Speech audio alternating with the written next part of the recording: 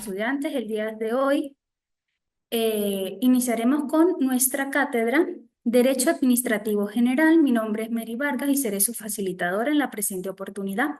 La primera unidad didáctica para el día de hoy es la administración pública. Vamos a ver un conjunto de abreviaturas que vamos a utilizar a lo largo de nuestra materia. Empezamos con CRBB, que es Constitución de la República Bolivariana de Venezuela; LOPA, Ley Orgánica de Procedimientos Administrativos; LOAD, Ley Orgánica de la Administración Pública; y LSTA para Ley sobre tu simplificación de trámites administrativos. A medida que se vayan incorporando nuevas normativas, se les hará indicando las abreviaciones respectivas. Empezamos con el primer punto, la administración pública. Su organización se encuentra previsto en el artículo 136 de la Constitución, el cual nos señala: el poder público se distribuye entre el poder municipal, el poder estatal y el poder nacional. El poder público nacional se divide en legislativo, ejecutivo, judicial, ciudadano y electoral. Cada una de las ramas del poder público tiene sus funciones propias, pero los órganos a los que le incumbe su ejercicio colaborarán entre sí en la realización de los fines del Estado. Entonces, ¿qué podemos decir sobre el poder nacional? Pues es el conjunto de instituciones que se encargan de ejercer el control del país y de relacionarse con otras naciones. Por ende, este poder se organiza en 5 ramas, como ya lo veníamos diciendo en el artículo: ejecutivo, legislativo, judicial, ciudadano y electoral. Pero, ¿qué significa cada una de estas ramas o quién las ejerce? El poder ejecutivo es ejercido por el presidente de la República, el vicepresidente ejecutivo, ministros y demás funcionarios que determinen la ley.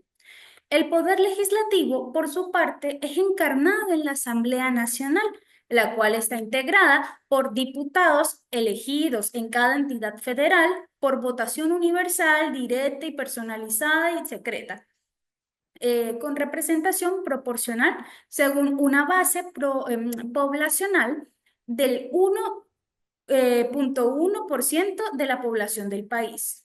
Ahora, el poder judicial es el sistema de justicia, el cual está constituido por el Tribunal Supremo de Justicia y demás tribunales que intervienen en el proceso de hacer justicia, de aquel que determina la ley, lo cual también viene haciendo no solo los funcionarios públicos, magistrados o jueces, sino también los órganos de investigación penal, los auxiliares de justicia, y también deben tomar en consideración todo aquel ciudadano que participe en la administración de justicia conforme a la ley, es decir, los administrados o los ciudadanos y los abogados autorizados para el ejercicio profesional.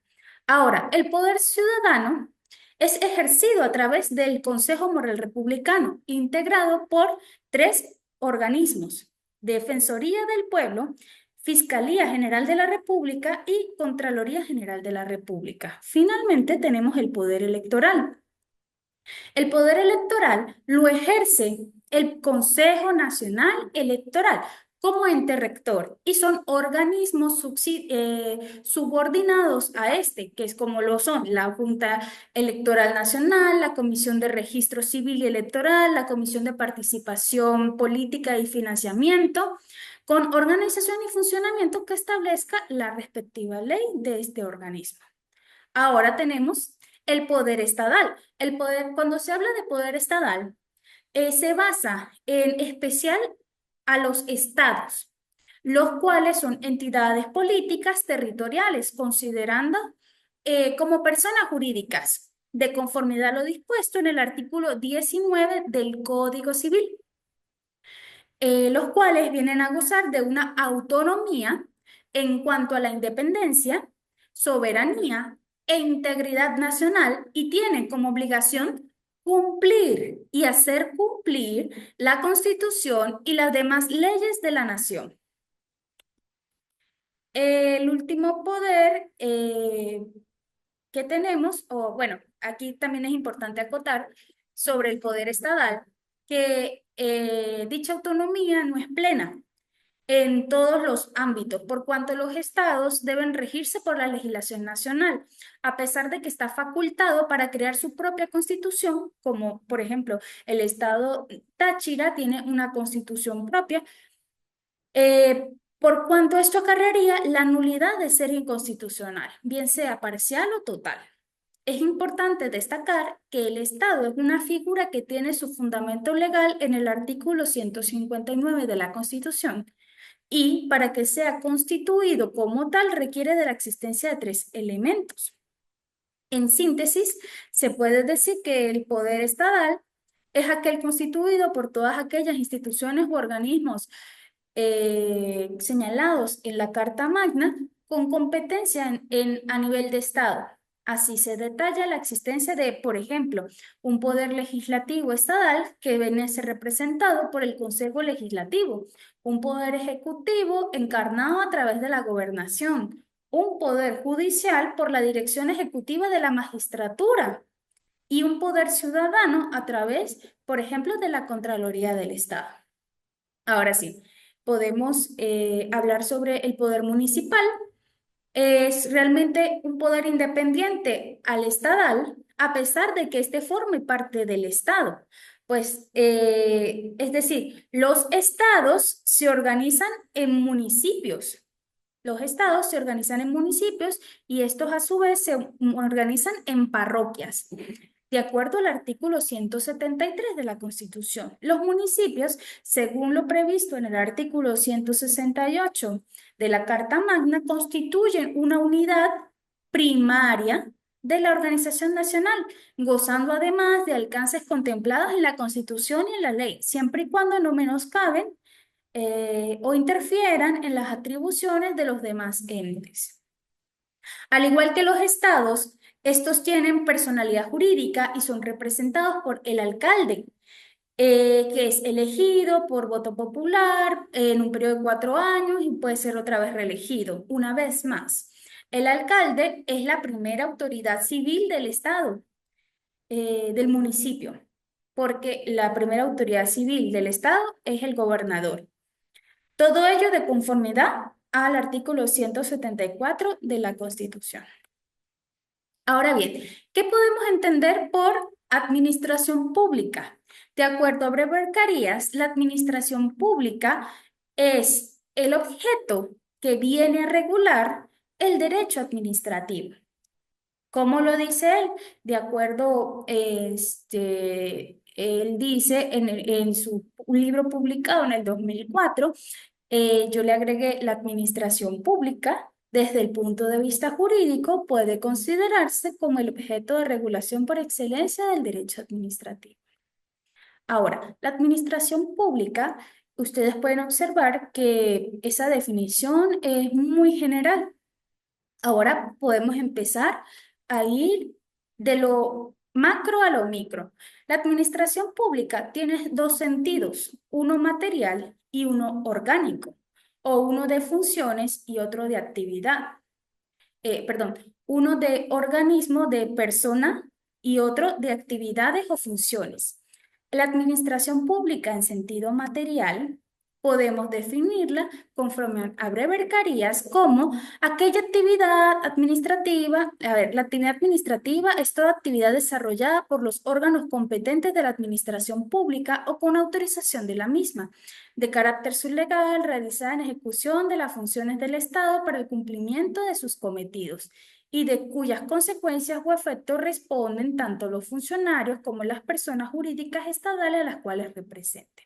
¿Qué quiere decir esto? La administración pública tiene un enfoque en sus funciones y acciones. Por ende, se relaciona con las actividades que los órganos y entes de la administración pública llevan a cabo para administrar o promover el bienestar colectivo, lo que conocemos como gestión pública. En estas actividades se incluyen tanto la regulación de servicios hasta la implementación de políticas públicas. Ajá. ¿Cuáles son las teorías que engloban esta? posición sobre la administración pública en sentido material. Tenemos la escuela de Viena o positivista, la escuela francesa o pura de derecho y la escuela italiana. La escuela de Viena, perdón, nos señala que la administración pública en un sentido material hace referencia a las funciones realizadas por un complejo orgánico regido por relaciones de dependencia, también por relaciones de jerarquía con una obligación de obediencia superior y un deber por parte del inferior. Ahora, la escuela francesa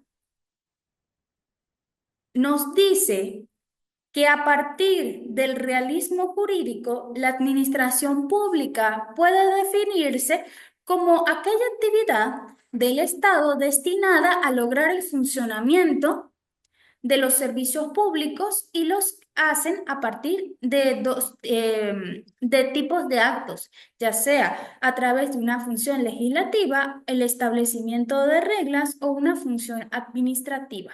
Y la escuela italiana, por su parte, nos señala que la administración pública es una actividad es una actividad realizada para alcanzar los fines del Estado, que es igual a los intereses colectivos, pero para alcanzarlos no basta la función ejecutiva, sino que es necesario incluir a las otras funciones para lograr una estructura procedimental. Ahora bien, ¿qué es eso de administración pública en sentido orgánico? Según Brever Carías, nos dice, desde un punto de vista orgánico, la administración pública se identifica siempre como un conjunto de órganos de las personas jurídicas que, como sujetos de derecho, conforman el Estado, es decir, las personas jurídicas estadales. ¿Qué quiere decir esto? La administración pública tiene un segundo enfoque, como ya les había comentado antes, que en sus componentes estructurales. Por ende, hace una referencia a la estructura del Estado compuesta por diversos órganos, entes, organismos que en calidad de entes con derechos y obligaciones interactúan en el sistema legal, y dichos órganos son los responsables de tomar las decisiones y ejecutar acciones en nombre del Estado. ¿Cuáles son las teorías de este sentido orgánico? Tenemos el mandato, la representación, la imputación y el órgano. El mandato. El Estado le da una orden a una persona natural. Esta teoría es similar a la del mandato del derecho civil que ustedes de seguro han podido apreciar o verán en las siguientes trimestres. Cuando por medio de un documento se le otorga un poder para la realización de ciertas funciones a otra persona en nombre de éste. Su crítica consiste en que para que el Estado pueda otorgar un poder o un mandato, se necesita una persona física que lo haga por él. Y bueno, ustedes deben comprender que el Estado es una figura intangible. Ahora, la representación o la representación legal. La legislación nacional establece un conjunto de normas para el funcionamiento de las personas jurídicas en que se da en la asignación de un presupuesto legal, de manera que traeríamos esta institución del derecho privado por analogía al derecho público. Su crítica consiste en que si en realidad existe un presupuesto, eh, perdón, un representante y un representado, estaríamos en presencia de dos personalidades distintas y por lo tanto separaría el Estado de sus órganos. Además, tampoco sería posible que el Estado nombrara un representante por la misma situación que hablábamos con el mandato, pues es intangible. Venimos con la imputación, la teoría de la imputación. ¿Qué es lo que dice esto? Las actuaciones que realice el órgano son imputables a la persona natural de tal manera que éste actúa en representación del Estado, siempre será responsable. Y la teoría del órgano es el cual nos dice que el Estado es una forma de realidad compleja que se encuentra formado por diferentes órganos y funciones que se complementan como una estructura de tal manera que el Estado sería como un cuerpo humano y sus órganos, los componentes, siendo su razón de existir. Muy bien. Vamos a hablar entonces sobre los elementos que nos proporciona este sentido orgánico. El primero es el objetivo, relacionado a las atribuciones y las competencias. Pero, ¿qué significa eso? ¿Qué es una atribución y qué es una competencia? Muy bien. Una competencia se refiere al conjunto de funciones y poderes que el ordenamiento jurídico asigna a un órgano o entidad administrativa y por ende es el ámbito a través del cual o dentro del cual estos órganos pueden actuar y dictar actos administrativos válidos. Asimismo, es importante que sepan que la competencia es irrenunciable y debe ser ejercida por el órgano al que le fue asignado. Por su parte, la atribución se refiere a aquella capacidad legal específica que se otorga a un órgano o a una entidad para realizar determinadas funciones o tomar decisiones sobre ciertos asuntos. Por ello, las atribuciones son las facultades concretas que permiten a los órganos administrativos ejecutar sus competencias. En resumen, la competencia delimita el ámbito general de actuación de un órgano administrativo, mientras que la atribución son las facultades específicas dentro de este mismo ámbito que permiten llevar a cabo acciones concretas. Por su parte, el elemento subjetivo es la persona natural o jurídica y esta a su vez puede ser individual, por ejemplo, el presidente, o colectiva, el Consejo de Ministros o el Consejo Nacional Electoral, en representación del órgano. Clasificación. ¿Cómo nos clasifican los organismos, los órganos, perdón, de acuerdo a este sentido orgánico? Según el origen, puede ser constitucional o legal. Constitucional es el órgano como consecuencia de la norma fundamental o del constituyente. La legal es porque se crea a través de una ley por el órgano legislativo que crea dicho organismo. Según el número de personas que lo conforman, puede ser monocrático, es decir, individual, o colectivo, varias personas. Por ejemplo, el CNE está compuesto por 5 rectores. Según su estructura, puede ser simple cuando está conformada por una sola unidad administrativa. Unidad administrativa quiere decir, por ejemplo, recursos humanos o administración. Eso se le llama unidad administrativa. El nombre que se le da a las unidades que vienen a conformar el órgano para el funcionamiento del mismo.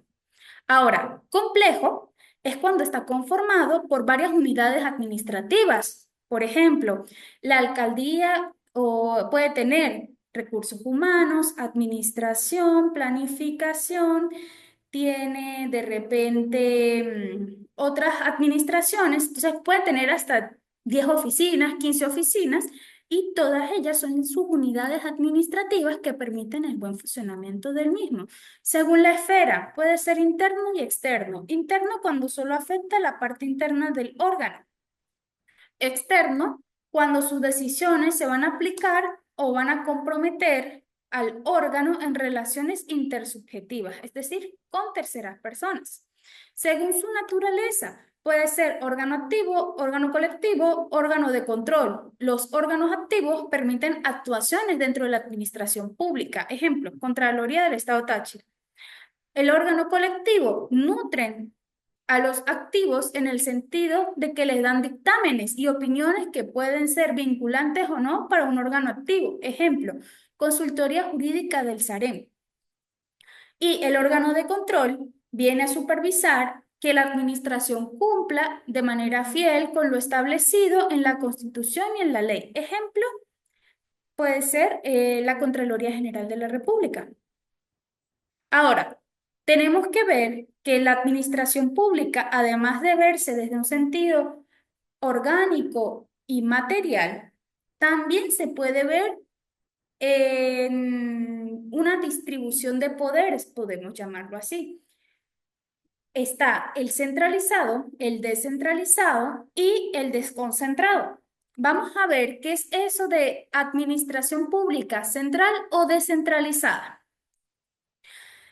Tengo que decirles que si bien la Ley Orgánica de la Administración Pública no establece un concepto específico de lo que se entiende por administración pública nacional centralizada, lo que se interpreta de alguna manera en el título 3 de la Administración Pública Central del Poder Nacional da a entender que la administración pública la ejercen unos órganos superiores.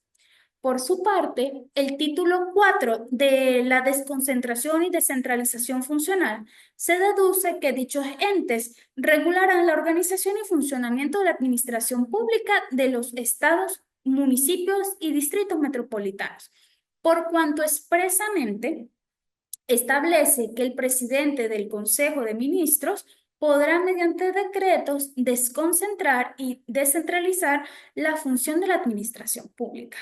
Ahora bien, Breber Carías nos da una definición de lo que se puede entender por administración pública centralizada. La administración central está formada por todos aquellos órganos de la administración pública. Con azúcar, por favor. Está formada por todos aquellos órganos de la administración pública que integran el Poder Ejecutivo y, por tanto, dependen jerárquicamente del presidente de la República, él como jefe del Ejecutivo Nacional. Ahora, ¿cómo se organiza? La Ley Orgánica de la Administración Pública, la Ley Orgánica de la Administración Pública no nos especifica exactamente cómo se viene a organizar la administración centralizada. Sin embargo, la derogada Ley Orgánica de la Administración Central del 99, en su artículo 19, sí nos especifica exactamente quiénes componen a este tipo de administración. Muchísimas gracias, Jorge. Entonces nos dice así. Son órganos superiores de la Administración Central, el presidente de la República, el Consejo de Ministros, los ministros del Estado. También añade el viceministro, los consejos nacionales, las comisiones presidenciales, las comisionados presidenciales, las autoridades únicas de área y de las oficinas nacionales. El presidente de la República contará con las dependencias y servicios de apoyo técnico y de asesoría necesarios. Pues bueno, ustedes aquí pueden ver que entonces, pues son todos los órganos y entes que vienen a englobar el poder ejecutivo. ¿Cuáles son sus límites? Bueno, tenemos un límites sustantivos, procedimentales y de financiamiento presupuesto. Los límites sustantivos son los que nos imponen la descentralización, la desconcentración y la coordinación intersubjetiva e interorgánica. Y tenemos que leer unos principios que vienen a abarcar esto que estamos comentando. El artículo 3 y 4 de la LOPA, de la LOA. El artículo 3 que nos dice, la administración pública tendrá como objetivo de su organización y funcionamiento hacer efectivos los principios, valores y normas consagrados en la Constitución y en especial garantizar a todas las personas el goce y el ejercicio de los derechos humanos. Ahora, el artículo 4 nos señala que la administración pública se organiza y actúa de conformidad con el principio de legalidad, por el cual la asignación, distribución y ejercicio de sus competencias se sujeta a lo establecido en la Constitución, las leyes y actos administrativos de carácter normativo, dictado formal y previamente conforme a la ley en garantía y protección de las libertades públicas que consagran el régimen democrático, participativo y protagónico. ¿Cuál sería su límite? El artículo 16. ¿En base a qué? A la creación y modificación de órganos y entes del Estado, que nos señala este artículo. La creación de órganos y entes administrativos estará sujeta a los siguientes requisitos. En primer lugar, tenemos determinación de su configuración subjetiva, forma organizativa, ubicación en la estructura de la respectiva administración pública. En segundo lugar, está la indicación expresa de sujeto y competencia. Tercer lugar, previsión de las partidas y asignaciones presupuestarias necesarias para su organización, funcionamiento o reforma organizativa. La modificación, supresión y liquidación de los órganos y entes administrativos se adoptará mediante acto que goce de rango normativo de igual o superior al de aquellos que determinen su creación o última modificación. Ya más adelante yo hablaré un poco sobre los rangos que tienen las distintas normas del derecho. No podrán crearse nuevos órganos o entes que supongan duplicados de las competencias de otros ya existentes si al mismo tiempo no se suprime o restringe debidamente la competencia de estos. Ahora bien, el segundo límite nos hablaba de lo procedimental, eh, dado que la potestad organizativa se ejerce mediante reglamentos organizativos o orgánicos y les son aplicables las normas que regulan el procedimiento de su elaboración. Para ello podemos ver el artículo 89. El artículo 89 nos dice: el ejercicio de la potestad reglamentaria corresponde al presidente de la República en Consejo de Ministros de conformidad con lo establecido en la Constitución. Los reglamentos no podrán regular materia objeto de reserva de ley ni infringir normas con dicho rango. Además, sin perjuicio de su función de desarrollo o colaboración con respecto a la ley, no podrán tipificar delitos, faltas o infracciones administrativas, establecer penas o sanciones, así como tributos, cánones y otras cargas o prestaciones personales o patrimoniales de carácter público. Tenemos finalmente el de financiamiento o presupuesto, que son los que se dan obligatoriamente, puesto que todo órgano nuevo no puede crearse si su funcionamiento no tiene una cobertura presupuestaria.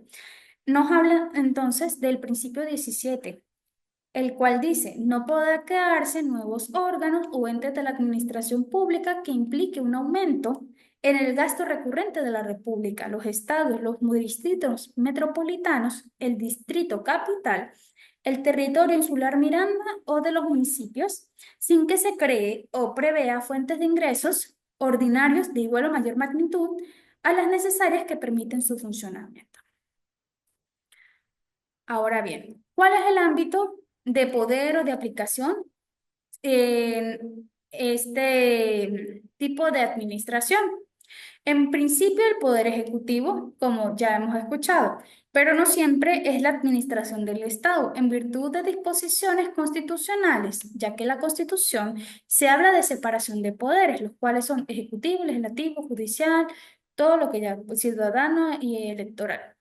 Y cada uno de estos tiene una propia administración pública. Cabe destacar que el Estado venezolano, al consagrarse como un Estado federal descentralizado en los términos consagrados en el artículo 4, da origen a tres personas jurídicas de derecho público y de carácter político territorial: la República, el Estado y el municipio.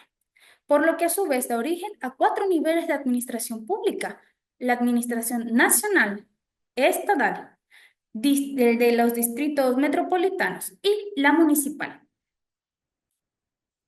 Ahora, debemos hablar sobre eso que venía diciendo la ley sobre un sistema de apoyo. Vamos a aclararlo. El sistema de apoyo está constituido por aquellos servicios autónomos sin personalidad jurídica, como el CENIAT. ¿Cuáles son sus antecedentes? Los antecedentes más remotos pueden encontrarse en Venezuela. Es la creación de los denominados fondos del café o del cacao en los primeros años de la década de los 70, a los cuales sin ningún fundamento normativo se le dio esa categoría, pero por esta razón pronto se convirtieron en dos institutos autónomos conforme a lo preceptuado en el artículo 230 de la Constitución vigente para esa época.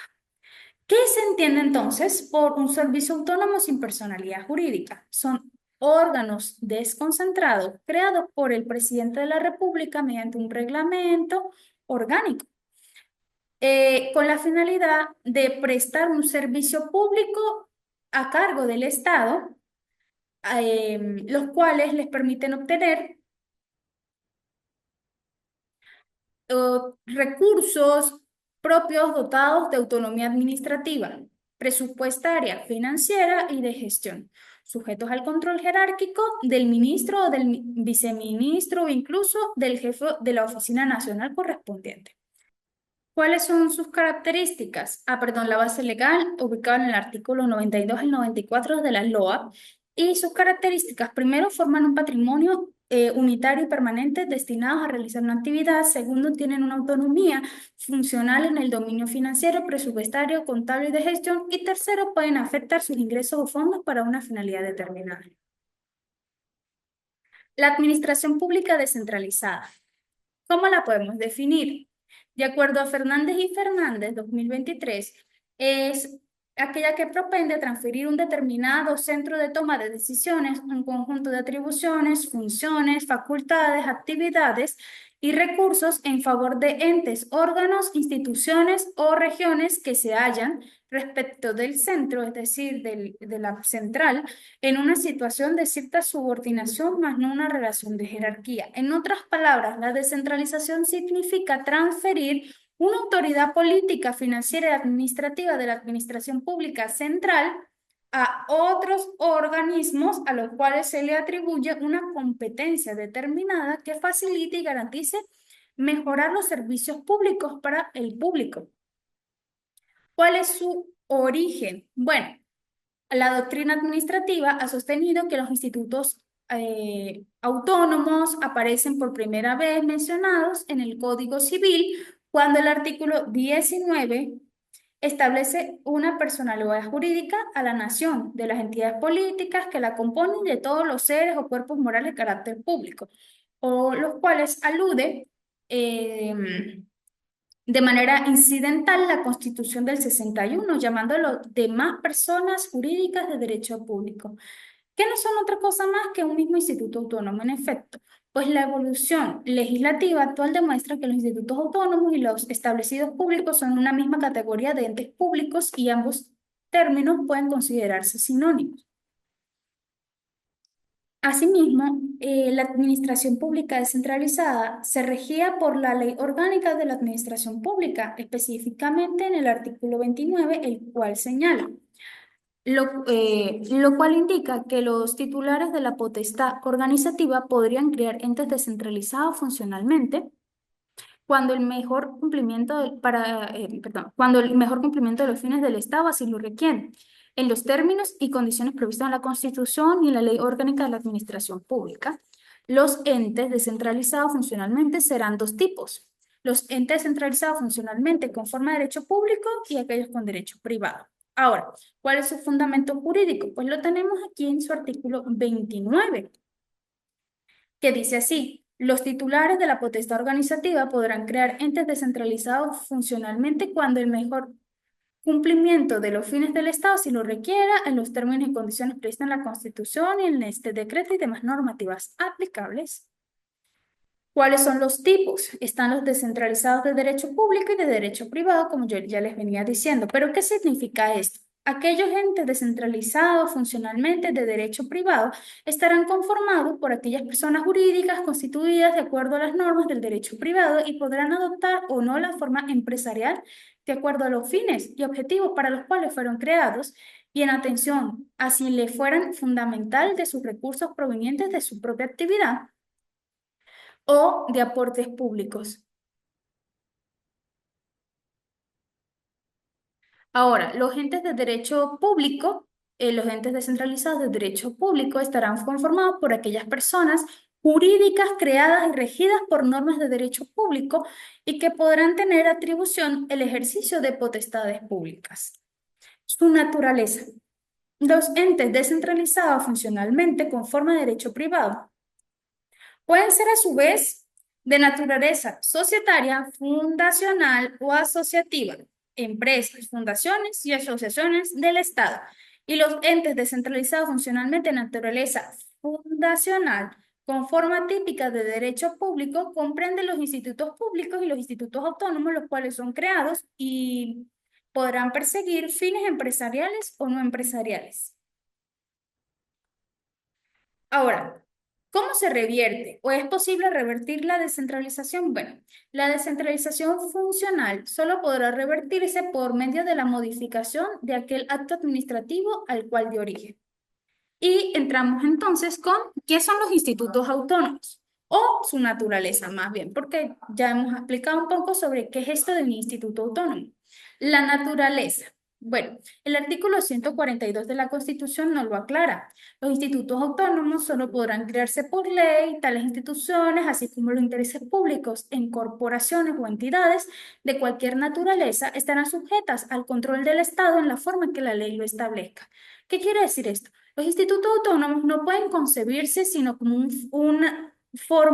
como formando parte del Estado para atender a una de sus funciones, la función administrativa, y así se considera adecuadamente integrados de la administración pública descentralizada.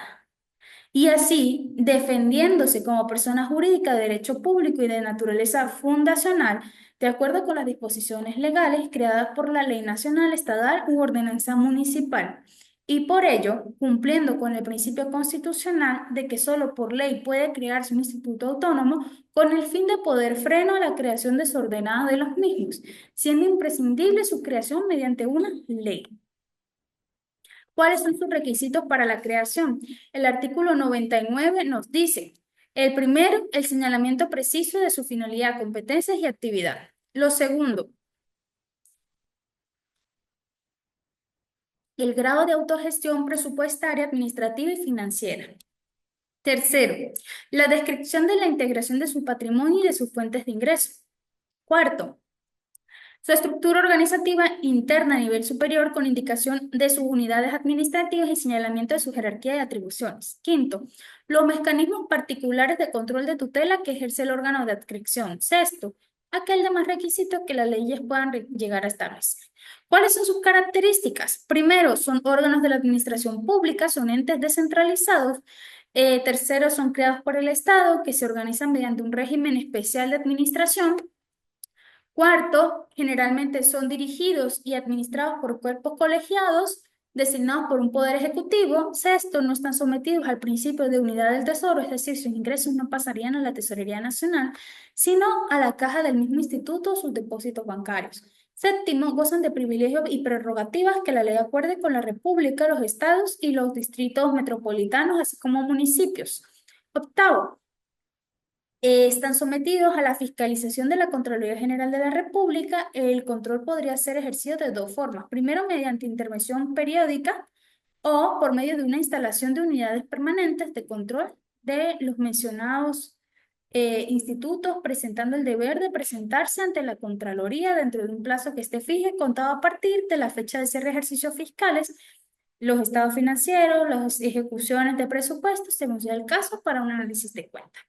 Ahora bien, en relación a esto, después del 2010 y con las modificaciones de la Ley Orgánica de la Contraloría General de la República y del Sistema Nacional del Control Fiscal, dejaron de existir las unidades permanentes de la Contraloría por ser suprimido el control anterior que ejercía la Contraloría. Es decir, antes del 2010, cada instituto autónomo y ciertos organismos tenían una oficina para funcionarios de la Contraloría, quienes iban haciendo una revisión constante sobre todas las actuaciones que venían realizando y haciendo las correcciones necesarias en su momento. Actualmente, con pues todas las modificaciones de la ley, solo se hacen intervenciones periódicas y bueno, ya de por sí, pues el organismo entrega lo que hizo,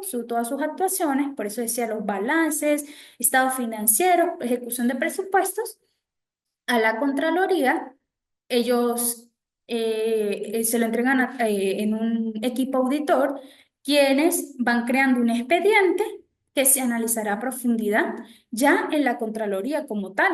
en donde pues se determinará si incumplieron la ley, si cumplieron con las planificaciones, si hay algún ilícito que deba ser subsanado o incluso si hay algún ilícito que de repente ya no puede ser subsanado, sino debe ser sancionado a través de una multa. Ahora, contenido.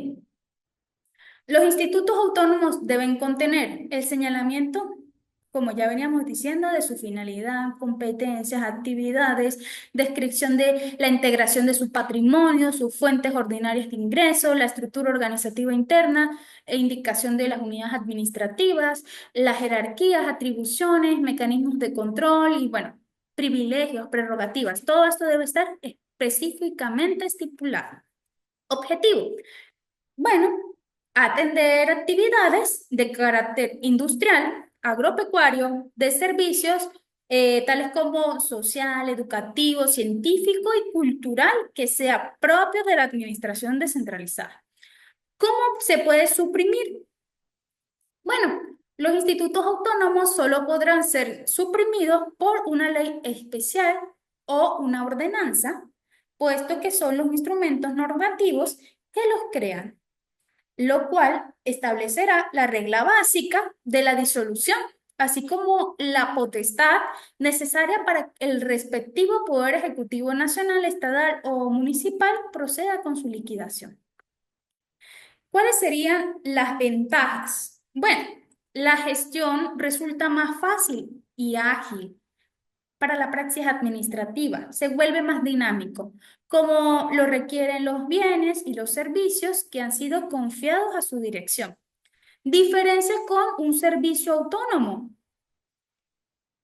Bueno, los institutos autónomos, como pueden ver, aquí hay un cuadro comparativo. Tenemos que por su naturaleza los institutos autónomos son entes, por lo tanto poseen personalidad jurídica. Los servicios autónomos son órganos, por lo tanto no tienen personalidad jurídica. Su creación.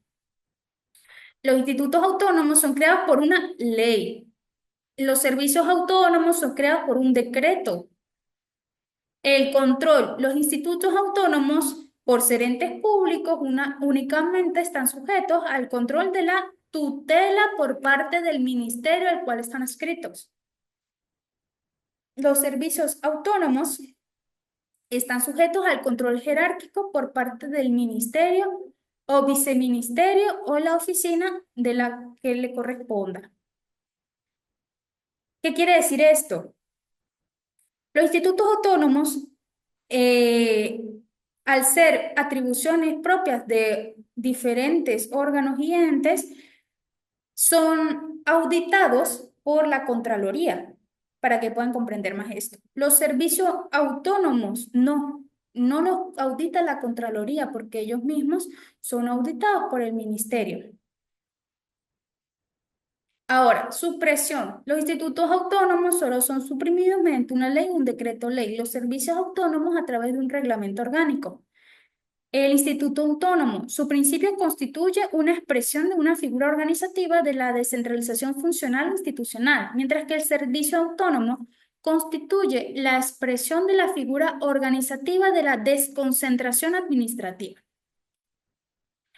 Tenemos que hablar en el segundo punto. En primero fue el Instituto Autónomos. Ahora vamos a hablar sobre empresas del Estado. ¿Qué es eso de empresas del Estado? Bueno, el artículo 103 de la Ley Orgánica de la Administración Pública, o LOA, nos dice, las empresas del Estado son aquellas personas jurídicas de derecho público constituidas de acuerdo a las normas de derecho privado, en las cuales la República, estados, distrito metropolitano, municipio o alguno de los entes descentralizados funcionalmente a los que se refiere la LOA, solo o conjuntamente tengan una participación mayor al 50% del capital social.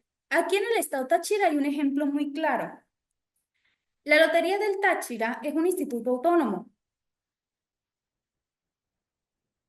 que está adscrito a la gobernación y él es Él tiene un porcentaje de participación en el capital social de una empresa del Estado llamada Inmobiliaria Las Lomas.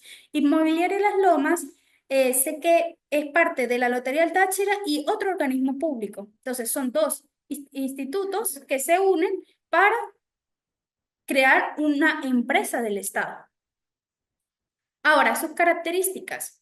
Primero, son sociedades mercantiles, producen bienes y servicios destinados a la venta y sus ingresos o recursos provienen fundamentalmente de su actividad. Segundo, se dice que son empresas del Estado cuando el Estado o alguno de los entes descentralizados funcionalmente ejercen el control mayoritario de la empresa.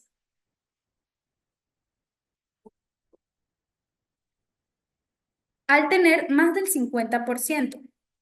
Tercero, el Estado no puede tener la mayoría de las acciones, pero sí el que toma las decisiones de dirección y administración. También es llamada la empresa del Estado. Tipos. Bueno, en primer lugar, tenemos a la empresa del Estado con un único accionista. El artículo 106 nos aclara un poco sobre esto. Las empresas del Estado podrán crearse con un único accionista y los derechos societarios podrán ser ejercidos, según sea el caso, por la República, los estados, los distritos metropolitanos, municipios y demás entes a los que se refiere el artículo. Que sea titular de la totalidad de las acciones sin que ello implique el incumplimiento de disposiciones establecidas de ley. En segundo lugar, están las empresas matrices. Es una empresa que tiene una o más empresas dependientes o filiales a las que va a tener que representar las acciones de la empresa a su cargo en varios sectores. El artículo 107 nos habla un poco de esto.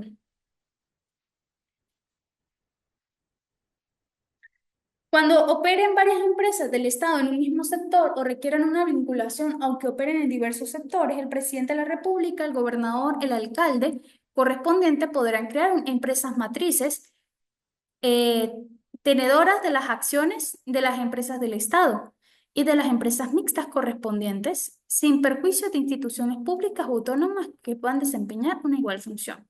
Ahora, ¿qué es eso de una empresa mixta? Que es la siguiente empresa que vamos a definir. Bueno, son empresas creadas con aportes tanto del Estado o entidades jurídicas públicas como de particulares y desarrollan una actividad que produce rendimiento económico satisfactorio a necesidades generales e impulsa el desarrollo socioeconómico del país. Vamos entonces con el tercer punto, que son las asociaciones y sociedades civiles. Pero para ello tenemos que primero definir qué es una asociación. Es aquel grupo voluntario o unión, también llamado a veces una organización voluntaria, asociaciones sin personería jurídica, asociaciones de interés común o asociación. Y es aquel grupo de individuos que entran en un acuerdo como voluntarios para formar un cuerpo u organización para lograr un propósito. Los ejemplos más comunes son las asociaciones comerciales, los sindicatos, las sociedades y asociaciones profesionales, grupos ecologistas y cualquier otro grupo de índole similar. Entonces, ¿cómo se podía definir las asociaciones y sociedades cuando adquieren su carácter civil? Pues bueno, es aquella institución en la que la República o los entes descentralizados funcionalmente poseen el 50% o más de las cuotas de participación y aquellos cuyo monto se encuentre conformado en la misma proporción por aportes de los mencionados entes siempre que tales aportes hubiesen sido efectuados en calidad de socio o miembro. ¿Cómo se caracteriza? Primero, no es una persona territorial. Segundo, está consagrado como ente descentralizado funcionalmente. Tercero, adquiere personalidad jurídica con la protocolización de su acta constitutiva en registro correspondiente a su domicilio, donde se archivará un ejemplar de los estatutos y de la Gaceta Oficial o aquel medio de publicación oficial que concerne donde aparezca publicado el instrumento jurídico que autorice su creación. En cuarto lugar, pues posee la obligación de publicación de sus documentos, tales como actas constitutivas, estatutos, reformas, que se hagan en Gaceta Oficial o en el respectivo medio de publicación. Puede ser una Gaceta Estatal, por ejemplo, si es de la gobernación el que lo crea. En quinto lugar, tenemos que es un instrumento jurídico de su creación y el acta constitutiva deben indicar el valor del patrimonio y las formas en que serán dirigidos y administrados y los mecanismos para la designación de la junta directiva, garantizando de esta manera que la misma tenga una participación de los órganos del sector público relacionados con el objeto del ente. En sexto lugar, podemos decir que la modificación del estatuto no podrá hacerse sin la aprobación del órgano que ejerce un control estatutario. En séptimo lugar, tendrá una duración que establezca los estatutos, pero pueden ser disueltos en cualquier momento por la autoridad que lo creó. Y octavo, pues están sometidos a un severo control por parte del Ejecutivo Nacional. Atribuciones presidenciales. Bueno, de acuerdo a lo señalado en el artículo 117, numeral 4 de la Ley Orgánica de la Administración Pública, el presidente de la República puede fusionar y transformar empresas del Estado en servicios desconcentrados sin personalidad jurídica o fundaciones del Estado según lo estime conveniente. Finalmente tenemos la autonomía orgánica y funcional. Estas instituciones carecen de autonomía orgánica y funcional, ya que según lo que establece el artículo 159 LOA, los órganos a los que se encuentran adscritos tienen la facultad de dictar políticas generales que deben desarrollar, ejercer funciones de coordinación, supervisión y control, nombrar presidentes, evaluar continuamente desempeños y aquellos resultados de la gestión. Muy bien. Y vamos a ver el último punto de hoy, la administración pública desconcentrada. ¿Qué es esto de una administración desconcentrada? Bueno, consiste en una forma de organización administrativa en la cual se otorga a un órgano desconcentrado por medio de un acto materialmente legislativo, es decir, una ley o un reglamento, determinadas facultades de decisión y ejecución, las cuales son limitadas, que le permiten actuar con mayor rapidez, eficacia y flexibilidad, así como tener un mejor manejo autónomo de su presupuesto sin dejar de existir el nexo de jerarquía con el órgano superior. En otras palabras, es delegar o reasignar atribuciones desde un órgano que los concentra hacia otro u otros órganos de la misma unidad organizativa. Tipos. Bueno, la desconcentración puede ser de dos formas, funcional o territorial. Funcional es aquel proceso mediante el cual un órgano del nivel central del Estado cede poder y responsabilidades en las manos de otro actor. Consiste entonces en el traspaso del ejercicio de una competencia que las normas le atribuyen como propia a un órgano administrativo en otro órgano de la misma administración pública jerárquicamente independiente. Mientras que el territorial son entes desconcentrados que ejercen competencia sobre en determinado territorio para atender los asuntos que inicialmente le corresponden al órgano central. Por ejemplo, la delegación de diversas secretarías de Estado. Ahora, tu naturaleza. Bueno, podemos decir que es un proceso estrictamente espacial debido al incremento de la presencia de dependencias y funciones del Estado distribuidas en el territorio en detrimento del peso relativo de esa presencia en el área central de la administración. Funcionamiento. Bueno, ¿cómo funciona exactamente la desconcentración? Se transfiere el ejercicio de una competencia por tiempo indefinido, confiando en la capacidad del órgano para llevar a cabo dicha atribución, lo cual implica que el órgano que recibe la competencia la ejerce como propia. Requiere de su eficacia la publicación de Gaceta Oficial. Regulación. Bueno, la Constitución establece que el principio de desconcentración debe regir la actuación de la administración pública junto a los principios de eficacia, jerarquía, descentralización y coordinación, por lo que es un principio organizativo opuesto a la acumulación de funciones en órganos centrales mediante el que se pretende conseguir un mayor acercamiento de la administración al ciudadano. El artículo 31 nos señala: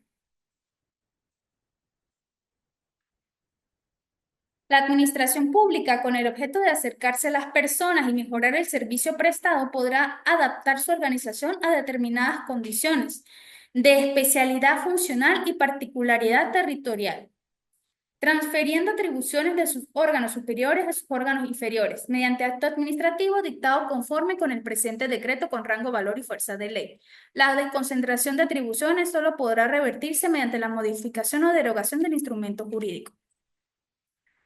Entonces, la desconcentración de atribuciones en órganos inferiores de los entes públicos solo podrá revertirse mediante la modificación o derogación del instrumento jurídico que le dio origen. En este orden de ideas, el artículo antes mencionado establece la desconcentración administrativa como un mecanismo para la transferencia del ejercicio de la competencia sin que en estos casos opere el traslado de la titularidad de la competencia, y la cual tiene por finalidad que la administración pública, eh, las metas y los objetivos fijados sean cumplidos, pudiendo determinar condiciones de especialidad a nivel funcional y territorial. Con esto, estimados estudiantes, podemos ver las asociaciones. ¿Cuáles son las acciones? Las acciones en la desconcentración. ¿Qué puede realizar un órgano desconcentrado? Bueno, tenemos que puede ser, va a depender si es una desconcentración orgánica o funcional. La desconcentración orgánica permite crear órganos para ubicarlo fuera del lugar sede del organismo, sin afectar la unidad organizativa. La desconcentración funcional permite delegar o reasignar atribuciones desde un órgano que los concentra hacia otro órgano de la misma unidad administrativa. Ahora, ¿cuáles son sus requisitos? Existen tres tipos de requisitos: objetivo, subjetivo y formal. El requisito objetivo: debe existir una transferencia de atribuciones y competencias, pero si esta no se da, es decir, si la transferencia de las atribuciones o competencias no se realiza, entonces se dará una disminución de la subordinación sometida a un órgano inferior por un órgano superior para ser denominado desconcentración el acto. Los requisitos subjetivos habla de que los órganos que realicen la relación entre ellos para que haya una transferencia o disminución debe encontrarse en un mismo campo denominado ente, que vendría siendo una misma persona jurídica pública. No, sí está bien, gracias. Sí, ya va a terminar. O disminución deben encontrarse en un mismo campo denominado ente, que vendría siendo la misma persona jurídica pública. Podría ser entonces entre elementos dentro de un mismo órgano o entre órganos dentro de la misma persona jurídica.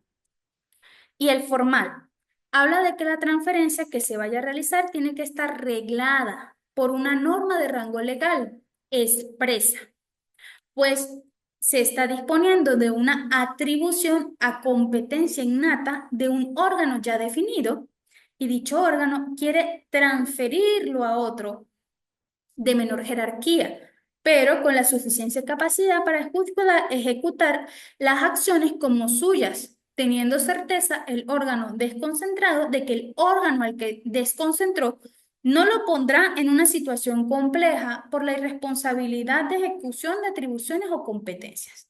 Ahora, nos queda ver los efectos y las diferencias con un órgano descentralizado. Efectos. Bueno, podemos hablar de dos efectos. El primero de ellos: se transfiere únicamente la atribución y no la titularidad. Y segundo, la persona jurídica en cuyo nombre actúa el órgano desconcentrado está sujeto a responsabilidad. por cualquier error cometido por el órgano desconcentrado. Ahora, y podemos ver la diferencia con la descentralización. Bueno,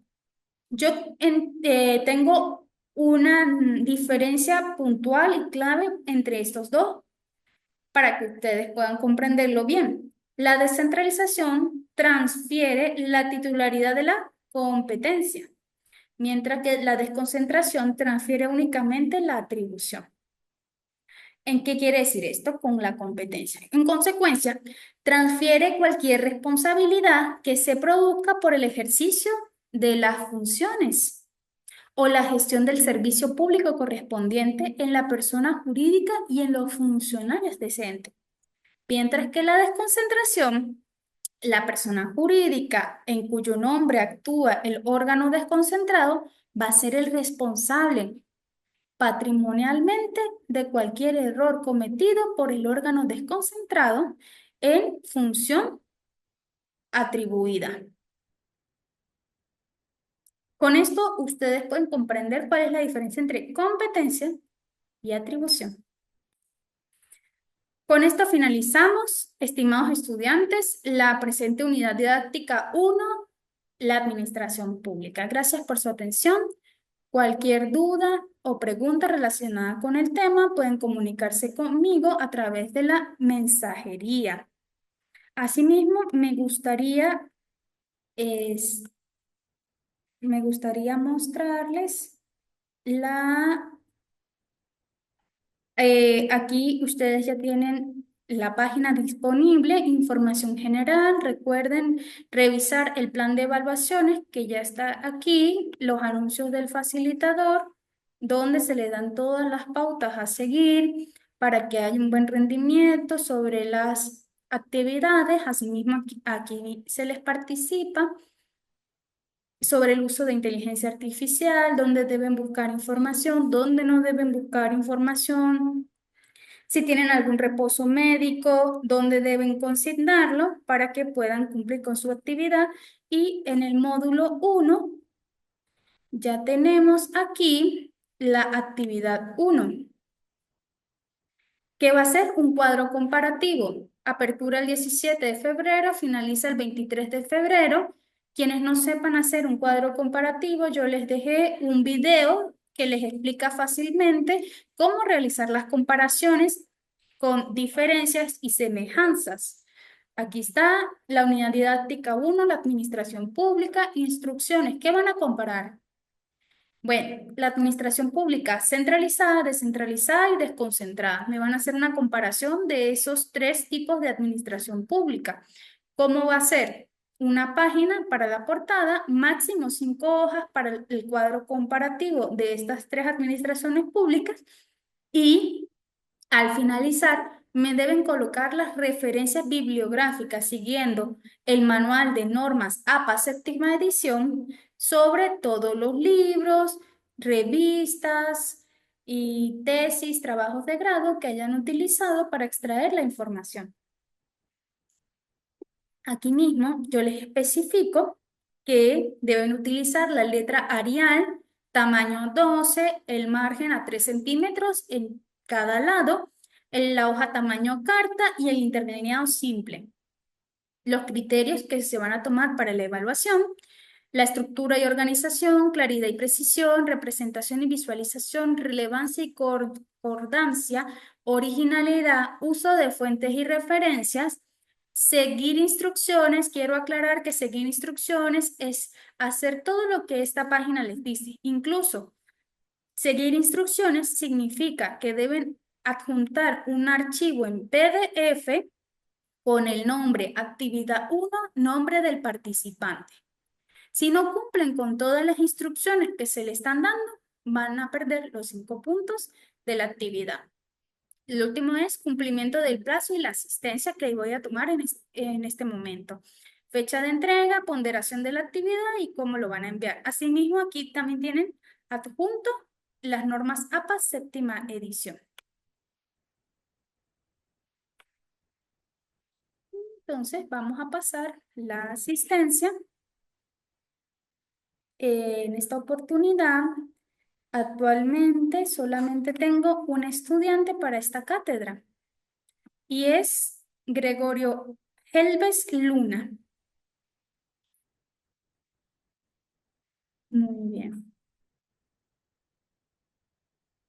Bueno, cualquier duda o pregunta, ya saben, pueden comunicarse conmigo a través de la mensajería o el foro. Quedo atenta y feliz día. Nos vemos en una próxima clase.